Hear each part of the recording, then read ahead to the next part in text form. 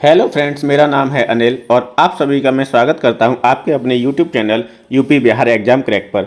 मैं आपके लिए एक शानदार प्रैक्टिस सेट की सीरीज चला रहा हूं जिसमें हम यूपी पुलिस के लिए 38 प्रश्न के करीब सामान्य जीएस, सामान्य अध्ययन के और सामान्य हिंदी के प्रश्न हल करेंगे। ठीक, ये जो सीरीज है वो आपकी बहुत ही महत्वपूर्ण है। तो चलिए शुरू करते हैं आज की क्लास का पहला प्रश्न।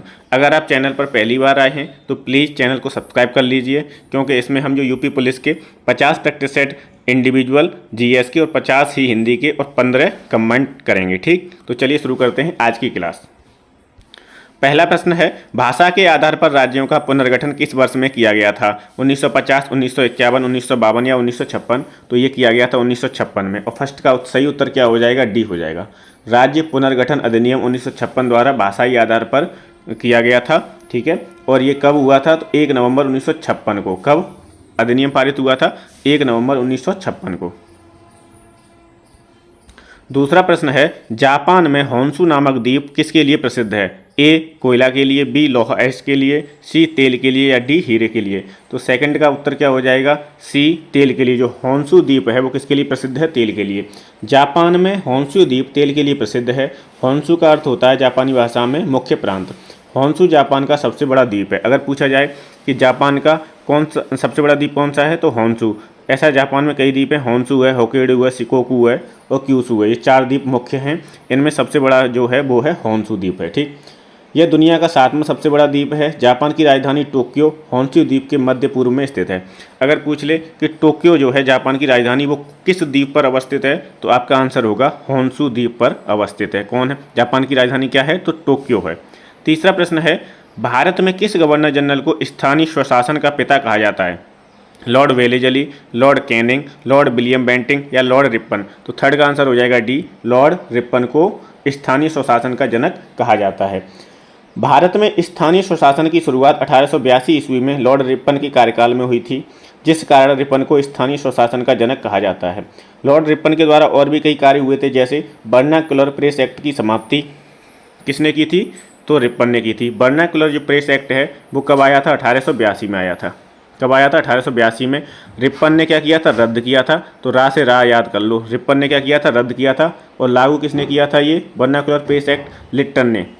तो लिट्टन, ला से ला याद करो, लिट्टन ने लागू किया था और रिपन ने ये रद्द किया था।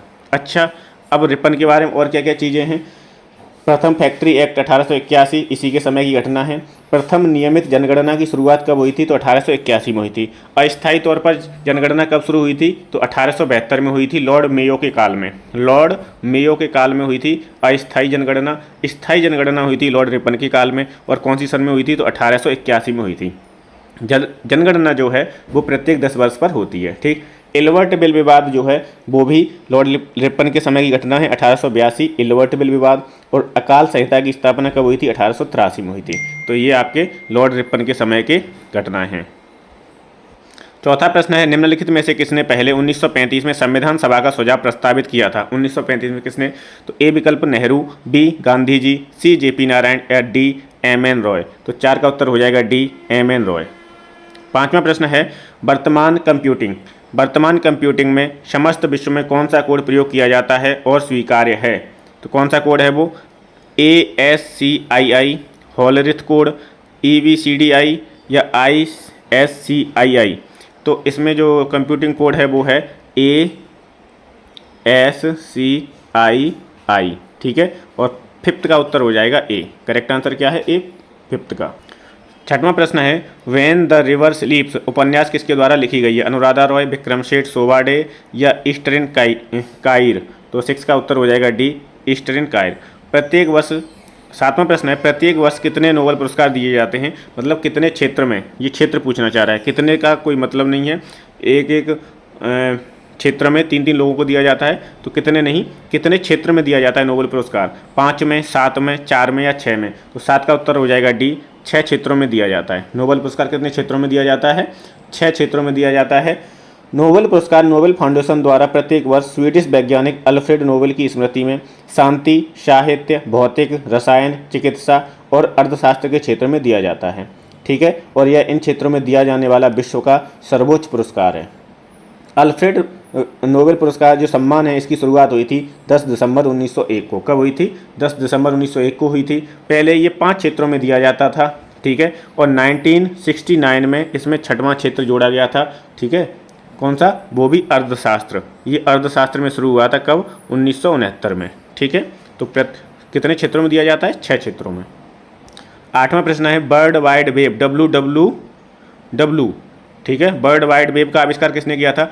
टिम बर्नर्स-ली ने, मार्टिन कूपर ने, आर सैमुअल टॉमलिंसन ने या चार्ल्स बेबेज ने? तो वर्ल्ड वाइड वेब का आविष्कार किया था टिम बर्नर्स-ली ने, और 8 का उत्तर हो जाएगा ए। 9वां प्रश्न है जल्लीकट्टू। जल्लीकट्टू जो है वो किसके साथ जुड़ा हुआ है? त्रिचुर, ये आपके क्या हैं? ये आपके त्योहार हैं, त्रिचुर, कार्तिगाई, ओणम या पोंगल, ठीक है। तो ये किससे, जल्लीकट्टू किससे जुड़ा हुआ है? तो 9 का उत्तर हो जाएगा डी, ये पोंगल से जुड़ा हुआ है, पोंगल से जुड़ा हुआ है, ठीक है, पोंगल त्यौहार से। 9 का करेक्ट आंसर हो जाएगा डी। भारत में महिलाओं के लिए आरक्षण उपलब्ध है लोकसभा में, राज्य विधानसभाओं में, पंचायती राज निकायों में और उपयुक्त सभी स्थानों पर। तो भारत में जो महिलाओं के लिए आरक्षण है वो कहाँ पर है? तो 10 का उत्तर हो जाएगा सी, पंचायती राज निकायों में। 10 का उत्तर क्या हो जाएगा? सी, पंचायती राज निकायों में महिलाओं के लिए आरक्षण है, ठीक है। अगला प्रश्न है भारत में सबसे पहली जनगणना किस वर्ष में हुई थी? 1852, 1872, 1881 या 1852? तो 11 का उत्तर हो जाएगा बी, 1872 में। और किसके समय हुई थी? तो लॉर्ड मेयो के समय हुई थी। भारत में जनगणना की शुरुआत 1872 में लॉर्ड मेयो के समय हुई थी। अगर पूछता है कि भारत में नियमित जनगणना की शुरुआत कब हुई थी? तो 1881 में हुई थी। और किसके समय हुई थी? लॉर्ड रिपन के समय हुई थी। कब हुई थी? लॉर्ड रिपन के। 2011 में जनगणना हुई थी जो भारत की 15वीं जनगणना थी और स्वतंत्र भारत की 7वीं जनगणना थी, ठीक है। तो 11 का उत्तर क्या हो जाएगा? बी हो जाएगा, 1872 लॉर्ड मेयो के समय। 12वां प्रश्न है निम्नलिखित में से कौन सा रोजगार प्राथमिक क्षेत्र में जुड़ा हुआ नहीं है? टोकरी बुनने वाला, माली, कुम्हार या पुजारी? तो पुजारी नहीं जुड़ा हुआ है। 12 का उत्तर हो जाएगा डी। 13वां प्रश्न है ISDN एक दूरसंचार प्रौद्योगिकी है जहां ए विकल्प है ध्वनि, वीडियो एवं डाटा साथ साथ संचरित होते हैं, बी विकल्प है केवल ध्वनि संचरित होती है, सी केवल वीडियो संचरित होती है और डी विकल्प केवल डाटा संचरित होता है। तो ISDN एक दूरसंचार प्रौद्योगिकी है जहां ध्वनि, वीडियो एवं डाटा तीनों चीज़ें साथ साथ संचरित होती हैं। और 13 का उत्तर हो जाएगा ए। 14वां प्रश्न है नई दिल्ली का मुख्य वास्तुविद एवं डिजाइनर कौन था? एडविन लुटियंस, धनपत राय चौधरी, ली कोर्बुजियर या इनमें से कोई नहीं? तो 14 का जो उत्तर हो जाएगा वो हो जाएगा एडविन लुटियंस, ठीक है। पहले भारत की जो राजधानी थी वो कलकत्ता थी, किंतु 1911 में दिल्ली को भारत की राजधानी बना दिया गया। कब बनाया गया था दिल्ली को? तो 1911 में। राजधानी के लिए दिल्ली को विकसित करना था, अतः अंग्रेज डिजाइनर सर एडविन लुटियंस तथा सर हर्बर्ट बेकर को यह कार्य सौंपा गया। इन्होंने बड़े मनोयोग से कार्य किया तथा कई वर्षों बाद दिल्ली बनकर तैयार हुई। तो कौन कौन है? एडविन लुटियंस याद रखना है, और कौन है दूसरे? Sir Herbert baker. कौन है? Sir Herbert baker. 15वां प्रश्न है भारत की G20 अध्यक्षता के तहत सस्टेनेबल फाइनेंशियल वर्किंग ग्रुप की पहली बैठक 2 फरवरी 2023 को कहाँ हुई थी? तो ये गुवाहाटी में हुई थी, ठीक है। आपको जनवरी से लेके जुलाई तक की करंट देखनी है। जनवरी 2024 से लेके जुलाई 2024 तक की आपको करंट देख के जानी है एग्जाम के लिए। ये पुराना है इसलिए पुरानी इसमें करंट पूछी गई है। 16वां प्रश्न है विश्व आर्द्रभूमि दिवस 2 फरवरी को 2023 की थीम क्या थी? इसमें थीम पूछी गई है। तो 16 का उत्तर हो जाएगा ए। इसकी थीम थी it's time for wetlands restoration. अब इसमें एक चीज़ याद रखनी है आपको कि विश्व आर्द्रभूमि दिवस कब मनाया जाता है? तो 2 फरवरी को मनाया जाता है। आप अगर थीम देख के जाओगे तो वो देखोगे 2024 की थीम कि 2024 में विश्व आर्द्रभूमि दिवस 2 फरवरी की थीम क्या थी, ठीक है। आपको याद रखना है कि 2 फरवरी को कौन सा दिवस मनाया जाता है? विश्व आर्द्रभूमि दिवस। 17वां प्रश्न है संविधान का निम्न में से कौन सा संशोधन केंद्र तथा राज्य में मंत्रिपरिषद के मंत्रियों की अधिकतम संख्या सीमित करता है? 93वां संविधान संशोधन, 95वां संविधान संशोधन, 97वां संविधान संशोधन या 91वां संविधान संशोधन? तो जो ये है 17 का उत्तर हो जाएगा डी, 91वां संविधान संशोधन। अब ये कब हुआ था? तो ये हुआ था 2003 में। कितना कब हुआ था? 2003 में हुआ था। और इसने कही कि मंत्रियों की संख्या सदन के कुल सदस्यों के 15% से अधिक नहीं हो सकती। जितने भी मंत्री होंगे सदन में, जितने भी मतलब सदस्य होंगे, कुल सदस्य जो होंगे उनका 15% से अधिक मंत्री नहीं होंगे, ठीक। कितने परसेंट? 15% से अधिक। किस संविधान संशोधन के द्वारा? 91वां संविधान संशोधन 2023 के द्वारा। 91वां संविधान संशोधन 2023 के द्वारा। 18वां प्रश्न है, हुमायूं की दुर्घटना के आकस्मिक मृत्यु के उपरांत उनके बेटे अकबर को कहाँ मुगल सिंहासन पर बैठाया गया? लाहौर में, सरहिंद में, कलनौर में या काबुल में? तो 18 का उत्तर हो जाएगा सी, कलनौर में। ठीक। 19वां प्रश्न है, अच्छा इसकी व्याख्या देख ले रहे हैं 18 की। जनवरी 1556 ईस्वी में दीन पनाह भवन में स्थित पुस्तकालय की सीढ़ियों से गिरकर हुमायूं की मृत्यु का समाचार सुनते ही बैरम खान ने अकबर को 14 वर्ष की उम्र में कलनौर पंजाब में अकबर का राज तिलक कर बादशाह घोषित कर दिया। और बैरम खान जो थे वो कौन थे? अकबर के संरक्षक थे। 19वां प्रश्न है, भारत का निम्नलिखित में से कौन सा राष्ट्रपति निर्विरोध निर्वाचित हुआ था? डॉक्टर एस राधाकृष्णन, के आर नारायण, नीलम संजीव रेड्डी या डॉक्टर राजेंद्र प्रसाद? तो वो थे नीलम संजीव रेड्डी और 19 का आंसर हो जाएगा करेक्ट सी। निर्विरोध निर्वाचित होने वाले राष्ट्रपति कौन है? नीलम संजीव रेड्डी। 20वां प्रश्न है, रेडियो तरंग का वेग कितना होता है? 3 × 10⁸ मीटर प्रति सेकंड, 1 × 10⁶ मीटर प्रति सेकंड, 3 × 10⁶ मीटर प्रति सेकंड या 1 × 10⁸ मीटर प्रति सेकंड? तो रेडियो तरंग का वेग होता है 3 × 10⁸ मीटर प्रति सेकंड और 20 का आंसर हो जाएगा ए। 21 है, FM प्रसारण बैंड किसके बीच होता है? HF रेंज, VHF रेंज या UHF रेंज या उपयुक्त सभी? तो FM प्रसारण बैंड जो होता है वो VHF रेंज के मध्य होता है और 21 का आंसर हो जाएगा बी। 22वां प्रश्न है, टेप रिकॉर्डर में टेप की चाल कितनी होती है? टेप रिकॉर्डर में 5 सेंटीमीटर प्रति सेकंड, 3.75 सेंटीमीटर प्रति सेकंड, 10 सेंटीमीटर प्रति सेकंड या फिर 4.76 सेंटीमीटर प्रति सेकंड? तो 22 का उत्तर हो जाएगा डी, 4.76 सेंटीमीटर प्रति सेकंड। 23वां प्रश्न है, नदी के प्रवाह को मापने के लिए निम्न में से किसका उपयोग होता है? व्यूफोर्ड स्केल, क्यूसेक, रिक्टर स्केल या एनीमोमीटर? तो 23 का उत्तर हो जाएगा बी, क्यूसेक। ये तो अब जब बाढ़ वगैरह आती है तो आता है कि क्यूसेक कितना हो गया, क्यूसेक कितना, तो किस में मापते हैं? क्यूसेक में। नदी का प्रवाह किस में मापते हैं? क्यूसेक में। तो 23 का आंसर हो जाएगा बी। 24वां प्रश्न है, सुपरसोनिक स्पीड मापने की यूनिट क्या है? सुपरसोनिक, मैक, नॉट, रिक्टर या हर्ट्ज? तो सुपरसोनिक स्पीड मापने की इकाई है मैक। 24 का उत्तर हो जाएगा ए। 25वां प्रश्न है, खाद्यान्नों के संरक्षण हेतु निम्न में से किसका प्रयोग किया जाता है? खाद्यान्न को सुरक्षित रखने के लिए विनेगर का, सोडियम क्लोराइड का, पोटेशियम परमैंगनेट का या सोडियम बेंजोएट का? तो 25 का उत्तर हो जाएगा डी, सोडियम बेंजोएट का प्रयोग खाद्यान्नों के संरक्षण हेतु किया जाता है। 25 का करेक्ट आंसर क्या है? D, sodium benzoate. 26वां प्रश्न है, किसी स्थान की आर्द्रता जानने के लिए निम्न में से किसका उपयोग किया जाता है? आर्द्रता के लिए हाइग्रोमीटर, पायरोमीटर, पेरिस्कोप या हाइड्रोमीटर? तो आर्द्रता के लिए उपयोग किया जाता है हाइग्रोमीटर और 26 का उत्तर हो जाएगा ए। क्या हो जाएगा? 26 का आंसर ए हो जाएगा। पायरो जो मीटर होता है वो उच्च तापमान को मापने के लिए प्रयोग किया जाता है, पायरोमीटर। 27वां प्रश्न है, वह कौन सी पर्यावरणीय परत है जो विकिरण को वापस पृथ्वी में प्रत्यावर्तित करती है? स्ट्रेटोस्फीयर, आयनोस्फीयर, एक्सोस्फीयर या ट्रोपोस्फीयर? तो वो होती है स्ट्रेटोस्फीयर। कौन सी होती है? स्ट्रेटोस्फीयर होती है, इसे बोलते हैं समताप मंडल। क्या बोलते हैं? समताप मंडल बोलते हैं। ठीक, तो 27 का उत्तर हो जाएगा ए। ओजोन परत है वो किस मंडल में पाई जाती है? तो वो समताप मंडल में पाई जाती है। और ओजोन दिवस कब मनाया जाता है? तो ओजोन दिवस मनाया जाता है 16 सितंबर को। कब मनाया जाता है? 16 सितंबर को।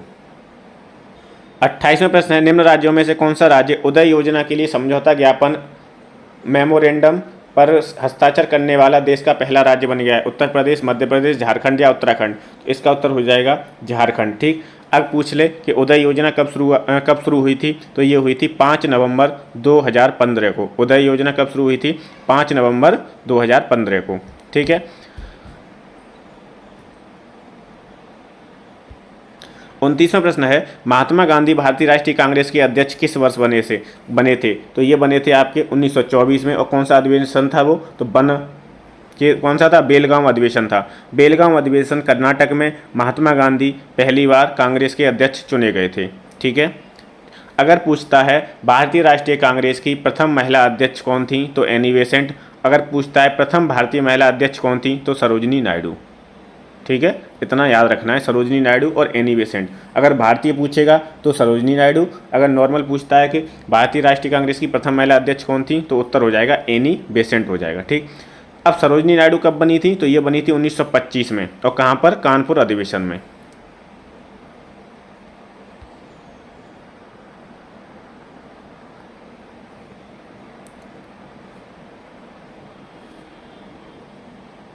30वां प्रश्न है क्रीमी लेयर संबंधित है बायोस्फीयर से, सामाजिक एवं आर्थिक हालात से, कुक्कुट पालन से या दुग्ध उत्पादों से।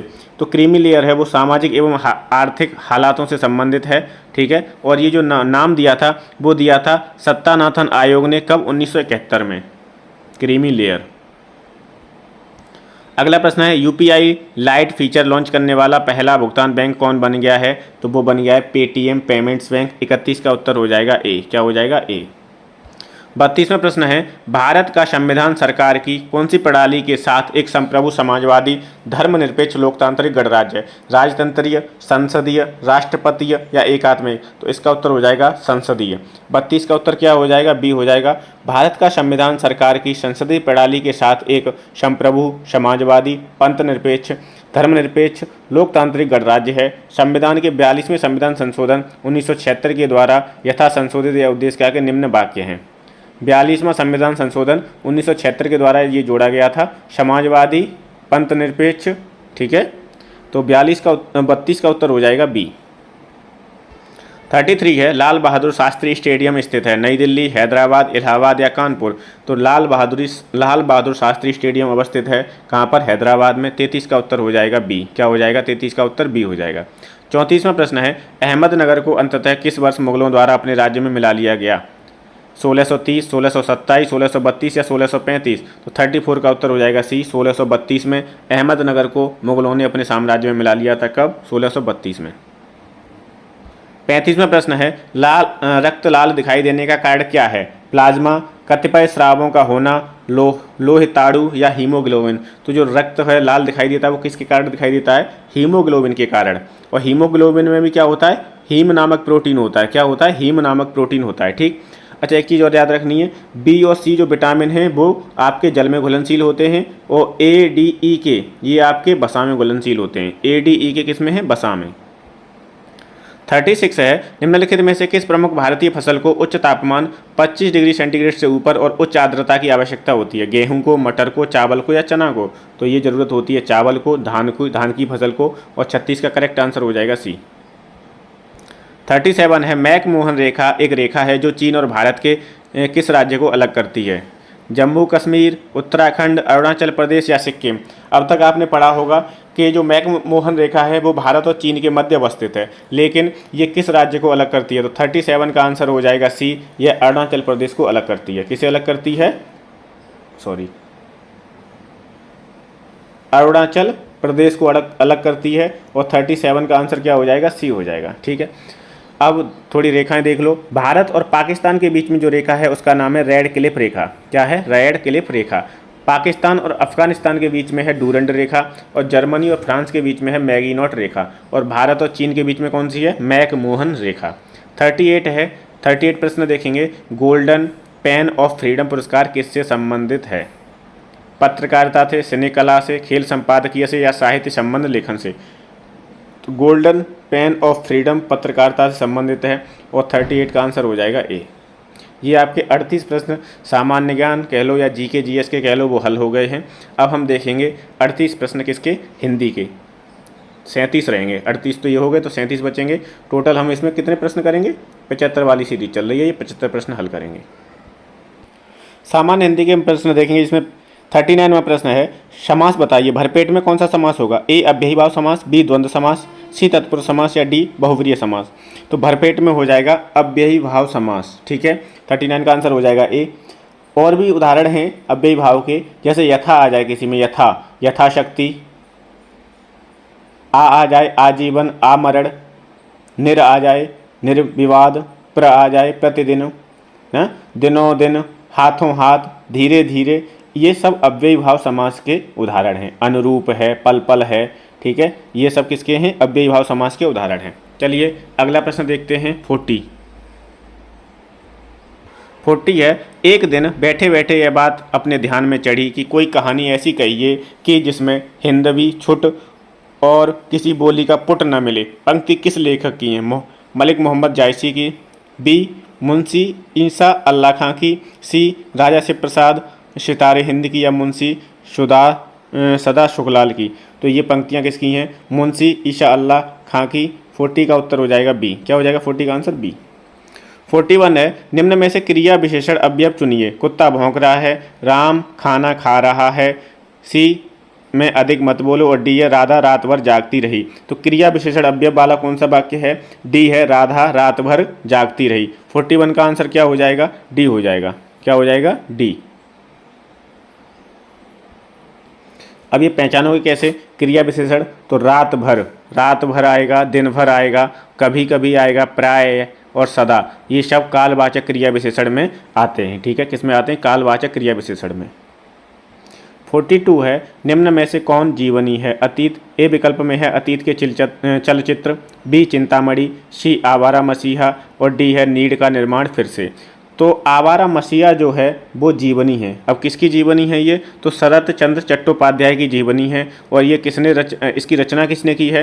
तो वो की है विष्णु प्रभाकर ने। तो आवारा मसीहा विष्णु प्रभाकर द्वारा रचित प्रसिद्ध बांग्ला लेखक शरत चंद्र चट्टोपाध्याय की जीवनी है। ठीक है, जबकि अतीत का चलचित्र वो है महादेवी वर्मा की है, और एक रेखा चित्र है। अतीत के चलचित्र किसकी है? महादेवी वर्मा की। चिंतामणि किसकी है? आचार्य रामचंद्र शुक्ल द्वारा रचित है, और ये हिंदी का निबंधात्मक ग्रंथ है। और नीड का निर्माण फिर से, ये किसकी आत्मकथा है? तो हरवंश राय बच्चन की आत्मकथा है। नीड का निर्माण फिर से हरवंश राय बच्चन की आत्मकथा है। प्रश्न संख्या 43 से 45 है, ये आपका गद्यांश है। गद्यांश आप कर ही लोगे, क्योंकि इसमें क्या है, गद्यांश पढ़ के इसी में से प्रश्न बनते हैं और इसी से उत्तर बनते हैं। ठीक, तो इसी में से आप आराम से कर लोगे इसे। बस इसमें ये ध्यान रखना है आपको कि जैसे ये गद्यांश है, ये पढ़ लिया आपने, फिर गद्यांश का उचित शीर्षक बताना है। तो उचित शीर्षक वही होगा जो बिल्कुल सटीक बैठेगा, जिसकी प्रधानता सबसे अधिक होगी। जैसे इस वाले में क्या है, गद्यांश का उचित शीर्षक बताना है, धन की लोलुपता, धन की महत्ता, धन और मनुष्यता, या मनुष्यता का महत्व। तो इसमें हो जाएगा धन और मनुष्यता की बात की गई है। तो 43 का उत्तर क्या हो जाएगा? सी हो जाएगा। अब इसमें 44 है, उपयुक्त गद्यांश के अनुसार संसार में किस तरह के मनुष्य की पूजा होती है? तो डी विकल्प इसका सही हो जाएगा। जो सच्चे मनुष्यत्व के लिए कार्य करता है उसकी पूजा होती है, और 44 का उत्तर हो जाएगा डी। 45 है, धन की पूजा से क्या अभिप्राय है? तो 45 का उत्तर क्या हो जाएगा? धन कमाने वाला अधिक नाम नहीं कर पाता है, और धन की पूजा से क्या अभिप्राय है? 45 का उत्तर हो जाएगा बी। ये आपका फिर से हिंदी सामान्य हिंदी के प्रश्न शुरू हो गए हैं। शुद्ध शब्द छांटिए। अभ्यस्त बताना है, अभ्यस्त कैसे लिखा जाता है? अभ्यस्त की जो शुद्ध वर्तनी है वो, तो ए अभ्यस्त, बी अभियस्त, सी अभ्यस्त, और डी अभ भाव पूरा आ रहा है इसमें अभ्यस्त। ठीक है, तो 46 का आंसर हो जाएगा सी। अभ्यस्त की जो शुद्ध वर्तनी है वो सी वाला विकल्प बिल्कुल सही है। अगला प्रश्न है 47, कौन सा शब्द तुर्की भाषा का नहीं है? पैगंबर, बेगम, चेचक या बारूद? तो 47 का उत्तर हो जाएगा ए। जो पैगंबर है वो तुर्की भाषा का नहीं है। तो पैगंबर किस भाषा का है? ये अरबी भाषा का शब्द है। पैगंबर किस भाषा का है? अरबी भाषा का शब्द है। बाकी बेगम, चेचक, बारूद ये तुर्की भाषा के शब्द हैं। 48 है, जल प्राण पुत्र किस शब्द का अनेकार्थी है? औषधि का, सार का, तत्व का, या जीवन का? तो जल प्राण पुत्र किस शब्द के अनेकार्थी हैं? जीवन के। 48 का उत्तर हो जाएगा डी। क्या हो जाएगा? 48 का आंसर डी हो जाएगा। 49 है, उपवाक्य पहचानिए। वह आदमी जो कल आया था आज भी आया है। संज्ञा उपवाक्य होगा इसमें, विशेषण उपवाक्य होगा, या क्रिया विशेषण उपवाक्य होगा, या क्रिया उपवाक्य होगा? तो 49 का उत्तर हो जाएगा बी, विशेषण उपवाक्य हो जाएगा। क्या हो जाएगा? विशेषण उपवाक्य। वह आदमी जो कल आया था आज भी आया है, इस वाक्य में जो कल आया था आश्रित उपवाक्य विशेषण उपवाक्य का उदाहरण है। जो आश्रित उपवाक्य विशेषण की तरह कार्य करते हैं विशेषण उपवाक्य कहलाते हैं, क्योंकि ये उस पर आश्रित है आगे वाले पे। ठीक है, तो क्या हो जाएगा? विशेषण उपवाक्य हो जाएगा। इसमें प्राय, जो, जैसा, जितना इत्यादि शब्दों का प्रयोग होता है। तो इसमें जो का प्रयोग हुआ है ना, तो ये क्या हो जाएगा? विशेषण उपवाक्य की एक ट्रिक है कि जो, जैसा, जितना, ये शब्द उसमें प्रयोग हो रहे होंगे। किसमें? विशेषण उपवाक्य में।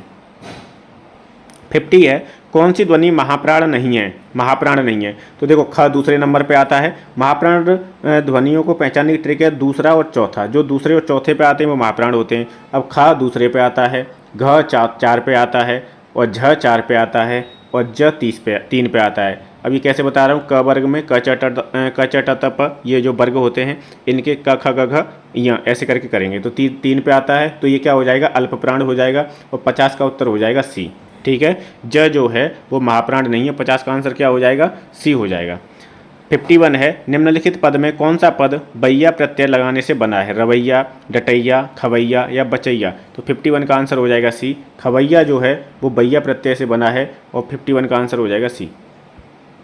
52 है, निम्न में से एक देवता का पर्यायवाची नहीं है? निर्जर, त्रिदश, किंकर या गीरवाड़। तो इसमें जो देवता का पर्यायवाची नहीं है वो है किंकर। 52 का आंसर क्या हो जाएगा? सी हो जाएगा। किंकर देवता का पर्यायवाची नहीं है बल्कि है सेवक का होता है। नौकर, चाकर, दास, भृत्य, परिचारक, चेरा, किंकर ये सब किसके हैं? नौकर के हैं। जबकि निर्जर, त्रिदर्श, गीरवाड़ देवता के पर्यायवाची हैं। देवता के अन्य पर्यायवाची कौन कौन से हैं? अमर है, देव है, सुर है, विबुध है, अमृतेश है और अपहर्य। अपहर्य भी किसका है? देवता का पर्यायवाची। किंकर किसका होता है? नौकर का होता है। किसका होता है? नौकर चाकर का। 53 है, साकेत महाकाव्य के रचयिता कौन है? जयशंकर प्रसाद, सुमित्रा नंदन पंत, मैथिली शरण गुप्त या नागार्जुन। तो 53 का उत्तर क्या हो जाएगा? 53 का आंसर हो जाएगा सी। साकेत महाकाव्य के रचयिता हैं मैथिली शरण गुप्त। और ये किससे संबंधित हैं? ये द्विवेदी युग से संबंधित हैं। मैथिली शरण गुप्त का उपनाम है रसिकेंद्र। गुप्त जी ने अपने अनघ्य हिंदी गीत नाटक पर में भारतीय राष्ट्रीय आंदोलन के सामाजिक पक्ष को चित्रित किया है। तो साकेत महाकाव्य के रचयिता कौन है? मैथिली शरण गुप्त हैं और इनका उपनाम क्या है? रसिकेंद्र है। मैथिली शरण गुप्त का उपनाम क्या है? रसिकेंद्र। 54 है, गौ धन चरित की संधि विच्छेद बतानी है। संधि क्या होगी? विच्छेद नहीं, संधि विच्छेद तो खुद ही है।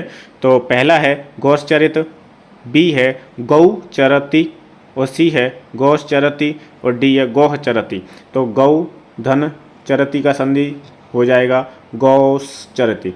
54 का हो जाएगा सी। और इसमें कौन सी संधि है? तो विसर्ग लगे हुए हैं तो विसर्ग संधि हो जाएगी। 55 है, ठेठ हिंदी का ठाठ किसकी रचना है? ज्योतिरीश्वर ठाकुर की, अयोध्या सिंह उपाध्याय हरिऔध की, किशोरीदास वाजपेयी की या चंद्रधर शर्मा गुलेरी की। तो ठेठ हिंदी का ठाठ है अयोध्या सिंह उपाध्याय हरिऔध की। 55 का करेक्ट आंसर हो जाएगा बी। 56वां प्रश्न है, शुद्ध वाक्य छांटिए। उस वन में प्रातःकाल के समय का दृश्य बहुत ही सुहावना होता है। प्रातःकाल का दृश्य के समय, उस वन में सुबह के समय का दृश्य बहुत ही सुहावना होता है। उस वन में प्रातःकाल का दृश्य बहुत ही सुहावना होता है। तो इसमें क्या है? प्रातःकाल और समय संग संग नहीं आएगा, सुबह के समय नहीं आएगा। प्रातःकाल का दृश्य बहुत ही सुहावना होता है। तो इसका 56 का सी सही हो जाएगा। ठीक है, सी विकल्प बिल्कुल सही है। शेष तीनों में इनमें समय आया सवेरे। तो सवेरे तो अपने आप में ही सवेरा है ना, इसमें समय की ज़रूरत क्या है? जैसे रविवार का दिन था, ठीक है, रविवार का दिन। तो रविवार, मंगलवार, तो उसमें दिन जब कह देगा तो उसमें नहीं लगेगा दिन। इसमें आपको देखना है प्रातःकाल के साथ समय नहीं आएगा, सुबह के साथ समय नहीं आएगा और ये सही हो गया, और सवेरे के साथ समय नहीं आएगा। ठीक, इसलिए ये ए, बी और डी गलत हैं और सी उत्तर इसका बिल्कुल सही है। 57 है, किस शब्द में उपसर्ग नहीं है? अपवाद, पराजय, प्रभाव या ओढ़ना। तो ओढ़ना में उपसर्ग नहीं है। किसमें? ओढ़ना में उपसर्ग नहीं है। बाकी अपवाद में अप उपसर्ग है, पराजय में पर उपसर्ग है और प्रभाव में प्र उपसर्ग है। तो इसमें परा हो जाएगा, अपवाद में अप हो जाएगा और प्रभाव में प्र हो जाएगा। 58 है, निम्नलिखित में स्त्रीलिंग शब्द बताना है। किन्नर, अहिंसा, अंतरी, अपरिग्रह। तो 58 का आंसर हो जाएगा बी। स्त्रीलिंग शब्द कौन सा है? अहिंसा है। कौन सा है? अहिंसा। तो 58 का आंसर हो जाएगा बी। 59 है, रत्नावली दोहा संग्रह किसके द्वारा रचा गया? रत्नावली, तुलसीदास, बिहारी या रामानंद। तो रत्नावली दोहा संग्रह रत्नावली के द्वारा ही रचा गया था। 59 का उत्तर हो जाएगा ए। 60वां प्रश्न है, लिंग बताइए। मनगढ़ंत में कौन सा लिंग है? पुल्लिंग, स्त्रीलिंग, उभयलिंग या नपुंसक लिंग। तो 60 का उत्तर हो जाएगा सी। मनगढ़ंत एक विशेषण शब्द है जो जिस विशेष्य के साथ प्रयुक्त होता है वही लिंग धारण कर लेता है, अतः यह एक उभयलिंगी है। क्या है मनगढ़ंत? उभयलिंगी है। जैसे मनगढ़ंत कहानियाँ, मनगढ़ंत किस्से। ठीक है, तो 60 का उत्तर क्या हो जाएगा? सी हो जाएगा। 61वां प्रश्न है, वाक्यांश का एक शब्द बताना है। जिसके हृदय में ममता नहीं है उसे क्या बोलते हैं? तो उसे बोलते हैं हम निर्मम। और 61 का आंसर हो जाएगा ए। क्या हो जाएगा? ए। 62वां प्रश्न है, किस वाक्य में विराम चिन्ह का उचित प्रयोग नहीं है? मैं मनुष्य में मानवता देखना चाहती हूँ, उसे देवता बनाने की मेरी इच्छा नहीं है। बी है, वह दूर से बहुत दूर से आ रहा है। सी है सुनो सुनो वह गा रही है, और डी है प्रिय महाशय मैं आपका आभारी हूँ। तो इसमें जो उचित प्रयोग नहीं है वो कौन सा है? डी है, प्रिय महाशय मैं आपका आभारी हूँ। ठीक है, तो इसमें क्या होगा, प्रिय महाशय के बाद में विस्मयादि बोधक चिन्ह होना चाहिए, यहाँ पे कॉमा नहीं लगना चाहिए, ये वाला जो विस्मयादि बोधक है वो चिन्ह लगना चाहिए। उसके बाद में मैं आपका आभारी हूँ, बिल्कुल सही है। तो इसमें किस में गलत है? डी विकल्प गलत है। 63वां प्रश्न है, निम्न में महाप्राण व्यंजन बताना है। ठीक है, तो महाप्राण की जो ट्रिक है, दूसरा और चौथा जो होगा, दूसरा और चौथा जो एक वर्ग में दूसरा और चौथे नंबर का जो वर्ड होगा वो आपका महाप्राण होगा। अब त तो पहले पे ही आ जाता है, ठीक है, और द त थ द ये 3 पे आता है, और प फ ब भ किस पे आता है? प पतंग फा फल बा बकरी भावटी 4 पे आता है। तो 4 वाला जो है वही आ जाएगा आपका महाप्राण में, और 63 का उत्तर हो जाएगा सी। 63 का आंसर क्या हो जाएगा? सी हो जाएगा, भ। ठीक है, याद रखनी है महाप्राण में दूसरा और चौथा पकड़ना है। 64 है, निम्न में अघोष वर्ड कौन सा है? अघोष। अब अघोष की ट्रिक क्या है? अघोष की और सघोष की। तो अघोष में जो है प्रत्येक वर्ग का प्रथम और द्वितीय वर्ड होगा वो आपका अघोष कहलाता है, अघोष कहलाएगा। ठीक, पहला और दूसरा, पहला और दूसरा। अब देख लो इसमें प है, प वर्ग का पहला वर्ड ही प है, तो 64 का उत्तर पहला ही हो जाएगा, ए हो जाएगा। ए जो है वो आपका अघोष है। ठीक है, घ कौन से नंबर पे आता है? 4 पे आता है, ग 3 पे आता है, और पा पतंग फा फल बा बकर ये 3 पे आता है, ये पहले पे। तो पहला और दूसरा अघोष होता है, बाकी 3 4 5 वाले हैं वो सघोष होते हैं। ठीक, समझ में आ गया होगा। निम्न में से कंठय वर्ड कौन सा है? उ, अ, ई या बड़ी ई। तो इसमें जो कंठय वर्ड हो जाएगा वो हो जाएगा अ। ठीक है, देखो अ और आ ये दोनों आपके क्या होते हैं? कंठ में आते हैं। और क वर्ग में जो है, क वर्ग में क ख ग घ घ या ये चारों जो हैं पांचों ये भी आपके कंठ में ही आते हैं। तो अ आ ये किस में आते हैं? कंठ में आते हैं। तो 65 का उत्तर हो जाएगा बी। 66वां प्रश्न है, निम्नलिखित में रूढ़ शब्द बताना है। दूध वाला, घुड़सवार, नाक या लंबोदर। तो 66 का आंसर हो जाएगा सी। 66 का उत्तर क्या हो जाएगा? सी। रूढ़ शब्द कौन सा है? नाक है। ठीक है, यौगिक शब्द होते हैं ये दूध वाला, घुड़सवार, ये कैसे हैं? यौगिक शब्द हैं। कैसे शब्द हैं ये? यौगिक शब्द हैं। रूढ़ शब्द क्या होते हैं? नाक, कान, कलम, आम। और योग रूढ़ शब्द कौन से होते हैं? पंकज है, पीताम्बर है, चतुर्भुज है, नीलांबर है, ये आपके योग रूढ़ वाले शब्द हो जाएंगे। 67 है, रत्नाकर का संधि विच्छेद बताना है। रत्न धन आकर, रत्न धन आकार, रत्नाधन कर या रतिधन आकार। तो 67 का आंसर हो जाएगा रत्न धन आकर, रत्न धन आकर। ठीक, अब रत्ना में जो ना है ये आपका आ है। क्या है? आ है, और आ होगा और ई होगी और ऊ होगा, वहाँ पे क्या कौन सी संधि होगी?